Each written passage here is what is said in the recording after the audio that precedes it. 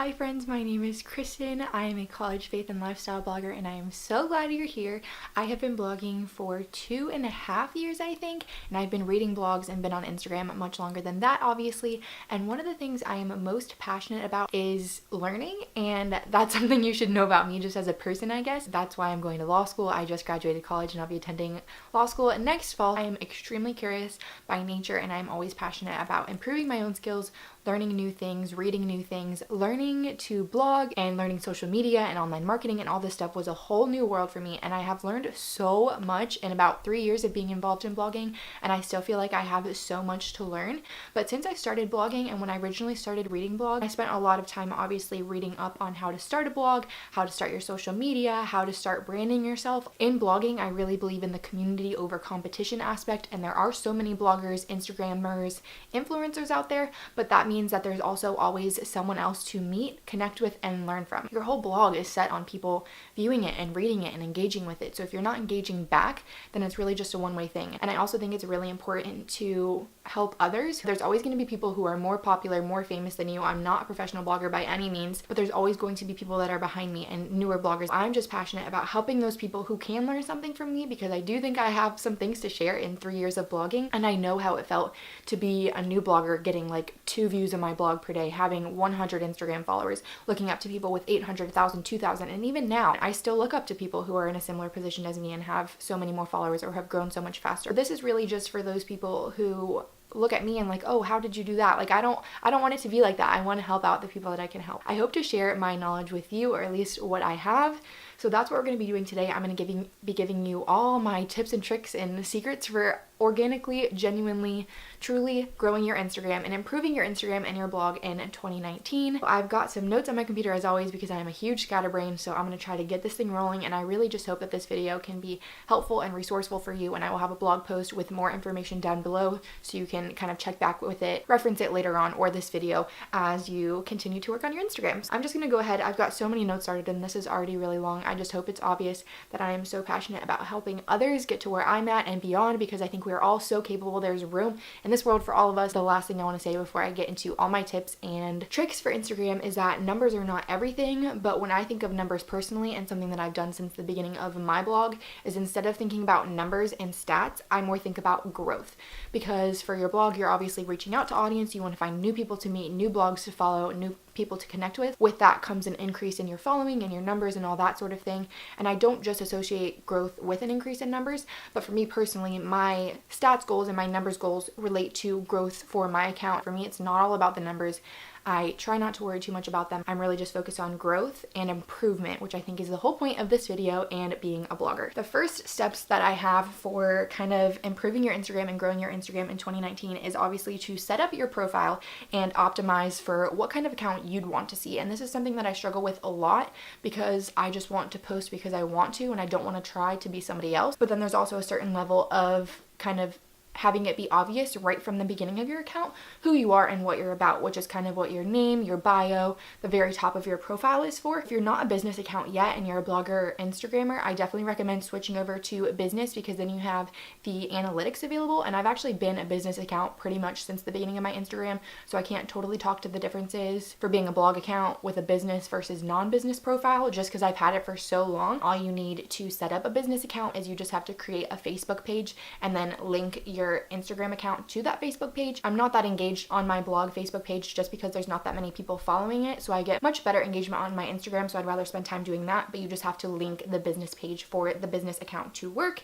and then you will be all good from there. With that, of course, comes along your bio, putting your name, what you're about in your bio. That's something I've kind of struggled with and changed and tweaked a lot over time too.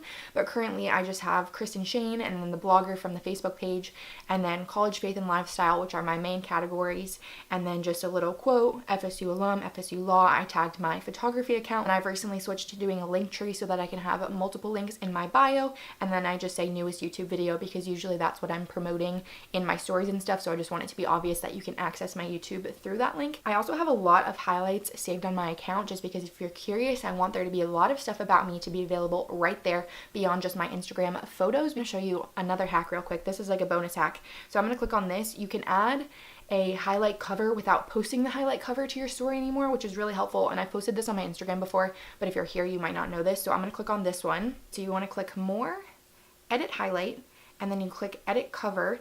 And then if you look at the bottom here where it shows all the things that are already in my highlight, you want to scroll over to this little like picture icon or camera roll icon, and then it pulls up your whole camera roll. So then you can just like select a photo and do that. And what I did for those other ones is I just literally made a whole bunch of pink screenshots on Microsoft Word and then sent them to myself, and then just zoomed into just the color and made that the whole circle. So that's a little tip. You don't have to post the new covers to your Instagram story. You can just upload them from your camera roll. And then along with setting up your profile and optimizing it, really just try and create high quality photos. I think that's something that's really important, and it kind of goes along with editing, which I could do another video on if you want to see a video about how I edit my Instagram photos. I use Lightroom currently to edit my pictures, but if you want to see a whole video dedicated to that, I would be happy to, so leave me a comment and let me know. It really just is important to have high quality photos, and I think somewhat of a cohesive editing style, even if you don't have a color or a specific preset. Having a more cohesive theme with high quality pictures, obviously like pictures people want to see, is what's really going to kind of get that clean look of your profile when somebody clicks on you who hasn't seen you before. My next general idea of growing and improving your Instagram is engagement. I know engagement is one of those words that you hear and you kind of just stop listening, but it really is so important in two ways. So the first area of engagement that I wrote notes on is to engage with your current followers. If you want to grow your account, you first have to love on the people that are already loving you, that have already said, yeah, I want to follow this girl, she seems cool. Those are the people you need to be appreciating, loving on, engaging with the most, I think. Because if you don't keep people wanting to follow you, then growing your account and reaching out to new people is not going to do anything. I just wrote down build relationships, encourage conversations, and use all the Instagram features. And that's something I've really focused on since the beginning of my blog, Instagram, and YouTube, is that I want to build relationships with people. I've met so many cool people from blogging and just from Instagram by itself. What you put out into the blogging world is what you get back. So if you never engage with other people, you can't expect everyone to want to engage with you. So that's something that I spend a lot of time just engaging with other accounts, checking up on my favorite people, liking their old pictures if they're not showing up, messaging them, commenting on their pictures, loving on them, supporting them, and then also just used all the Instagram features. So I try to be really, really active on Instagram stories, also just because I don't have enough Instagram photos to be posting on my feed every day. So Instagram stories, I'll literally like be in my pajamas, no makeup, like looking normal, to be honest, not with my hair and makeup done like when I sit down for YouTube videos, just talking about something that happened that day, about song recommendations, books, little rants about Instagram and blogging and just my faith, whatever I feel called to share. I try to stay really active on stories, and that is a great way to kind of spark conversations as well. And then it's another way for people to consistently see you, because if they're watching your stories consistently, you pop up at the beginning of their little stories list at the top of the home screen. And then also if they're engaging with your stories regularly, they're going to see your posts more often, and then probably engage with your posts more often as well when you do post. Along with engaging with your current people and the current people that you follow, is engaging with others and kind of reaching out to new accounts and to follow and engage with. From the beginning, I just followed a lot of people that I genuinely enjoyed following with a similar number of followers and style, because those people are going to be more likely to follow me versus somebody with 800,000 followers. If I have 800 followers, somebody that has 800 followers and is starting out is going to be more likely to kind of be a good match to follow and connect with me. Those people that are in a similar situation as you are going to be the people that can help you grow best and kind of relate to you best in a similar blogging situation. I started following a lot of people in a similar number as me, under 1,000, 2,000 followers, and a lot of those same people are the ones I'm following now versus just following all celebrity accounts and never following anyone back. Follow new people, but also be willing to follow people back when you do enjoy their accounts and then engage with them. I wanted to talk about engagement groups and Facebook groups for blogging and Instagramming, and I'm also a part of a few very small blogging groups on Instagram. Not really as much for engagement, but I think those type of groups where you just have 10, 15 or less people that are all in a similar group, support each other and ask questions, is really important for meeting and building that genuine engagement, or just asking random questions like when Instagram posts a new update and everybody's like, wait, how do you work this? Having those type of people that you can ask for feedback and kind of help each other is really, really important. And then also just having those groups as a way to kind of check out their new posts when they post, because everything can kind of get lost in your Instagram feed. And finally, I wanted to talk a little bit about using hashtags, account tags, and then locations when you post new stories and posts. If you look at my feed right now, I pretty much have a location and at least one account on every single photo that I post, even if it's just the city that I live in. So if you look at my feed, I have a location and accounts tagged on every single picture that I've posted, something that's obviously true and relevant to the photo, but I have also heard that this helps your engagement on pictures when you post them and also gives you a better chance of having the accounts that you tag engage back with you or repost your photos, which is really cool. I've gotten reposted on Target before from doing that, or of course when you work with brands, or if you're working with other influencers, or even just tagging the brands that your clothing or your makeup is from, I think is really cool, and it does help with your engagement. And my engagement has been pretty good recently, and I've been doing this pretty consistently, so I don't always tag people, but I've been trying to work on that more, or even just tagging like the people I'm doing a giveaway with. And it's another feature that Instagram lets you have for another way to put more information. Hashtags I could make a whole other video about, and this is already getting longer than I'd hoped, so I'm not going to talk too much about my hashtag research in this video just for the sake of time. I keep a note on my phone of all the hashtags that I've used previously. It's just an easy way to kind of tag the same things on your pictures, and I always just look for hashtags with definitely less than 1 million posts tagged with that hashtag, but I also try to go for some smaller ones around like 30,000, 10,000. I try to stay in the smaller range because those pictures or those tags are going to have a better chance of people actually seeing your post on them. If you click on some of the bigger hashtags, like I'm going to click on hashtag college blog.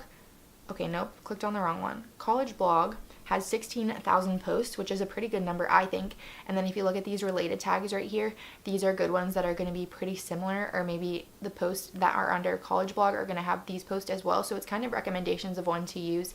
And pretty much for the entirety of my account, I've gone by those kind of suggestions too, even just to think of other tags that people are using. And I have had pretty good insights, and this is why you should use the business profile. So from this picture from Disney, this is the photo, me in front of the castle, nice and pretty and pink, and then click view insights, and then you just swipe up, and then it shows you pretty much everything. And I'll just leave this in here and show you just from this photo. I actually haven't looked at this one specifically since I posted it, but this is pretty similar, I can tell already from most of my pictures recently. This is what's really important right here in the middle. So the discovery, okay, so that's how many accounts I've reached total. I think that's how many different Instagram accounts saw this photo somewhere on their Instagram, but the 80% of the accounts were not following me, which I think is the key to kind of like growing your Instagram and getting new people to see your page.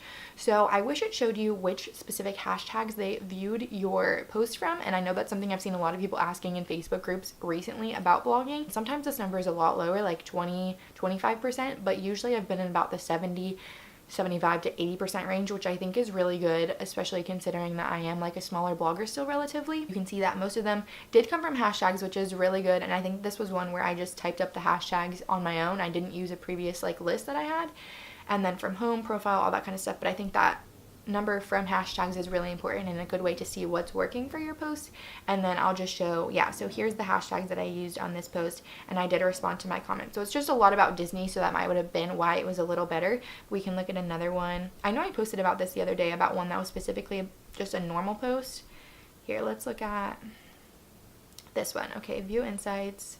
See, this one is a little bit lower, so 59% of the accounts weren't following me, but I still had about 1,000 extra accounts checked out my picture just from the hashtags, which is a lot, especially considering how many followers I have and how many people actually end up liking and engaging with my post. That is all the notes I've got so far for growing and improving your Instagram 2018. I hope it's obvious how much I just love to learn and improve over focusing on the numbers and letting that be what controls me and motivates me, because it's not at all. I really just do believe in improving yourself, growing organically, being better than you were yesterday, being better than you were last year. And I've come so far in every single year that I've been a blogger, and a lot of that really just does come from constant support of the people that are following me, all my little blogger friends that I feel like I know but only really know online. I think that's a really beautiful thing, even if it is strange to think about, and really just from all the support and just the feeling that this is really something I want to do and something that I love doing, whether or not I'm getting paid for it. I hope that if you're watching this and you're looking to improve your account, you have a genuine feeling for blogging and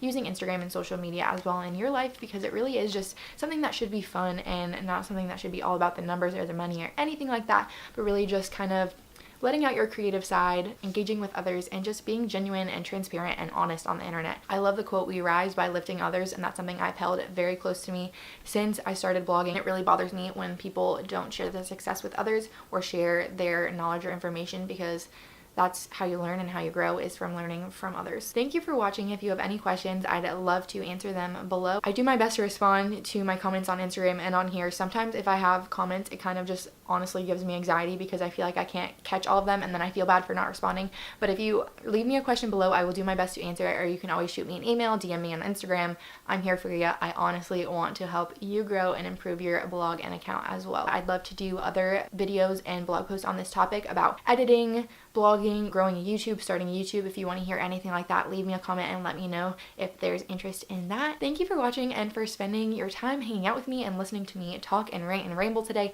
I'll have a blog post with more information about this video for future reference. Be nice to people, be nice to yourself, and do something kind today. I'll see you in my next one, and happy 2019.